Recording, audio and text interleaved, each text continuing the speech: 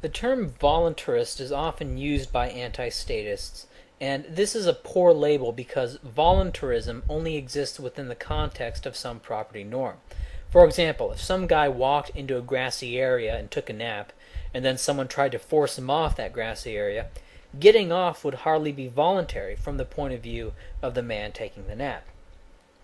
That the grassy area was someone's lawn may mean something to the people in the town, but it's just an assertion to the man who only sees grass.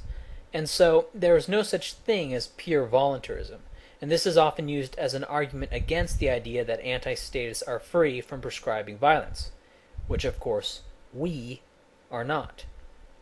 Now, I defined the state in a previous post on Tumblr, so I won't be going into that here. In terms of land ownership and use, land is now free for homesteading. You don't need to buy unused land from the state. If it's there, you can go out there and start building. But more importantly, there will be fewer enforced laws and a more variety of law.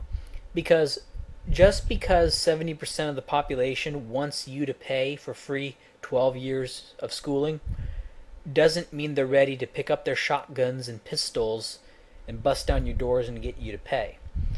The only law that will exist in a stateless society will be law that people are willing to go to war over. And I'll have a link to what I mean by war. And laws that people are willing to go to war over are typically violent acts and grand theft. Petty theft and fraud are dealt with by reputation. The reason people pay off small debts is not because they fear the IRS will come down on them, like they'll bust down their door and take their stuff, but because their reputation, their credit rating, will suffer. That's why people pay off small debts. And so I don't think it would be necessary or possible to make petty theft or fraud punishable through threats of violence. What I mean by that is using force to get a thief to return stolen property. If the stolen property is not very valuable, the cost and reputation should be enough. At what point the value of the stolen goods is enough to use violence against the criminal is subjective. In numbers, only laws that are near universally agreed upon, such as no rape, no murder, no stealing or damaging property, no assault, no libel or slander, only laws that are near universally agreed upon will be what any individual practically must be subject to. Again, this is because there is a difference between simply wanting something and being willing to go to war over it. And of course, there is a matter of scale. If a little town wants to outlaw alcohol drinking on Sunday, and 95% of the town supports it, and the local police support it, it will almost certainly be violently enforced in that little town in a stateless society. Oh well. And if you don't like it, you can leave. And in a stateless society, the love it or leave it argument is not a non sequitur, as you really can leave a town of 5,000 people, and that town has been physically built up by those people. A state just claims by fiat vast tracts of wilderness, and so the love it or leave it argument is disingenuous with the state, but not with homes, because with the state, the love it or leave it argument presupposes the very thing it should be trying to prove, that is, the state really owning all of this land.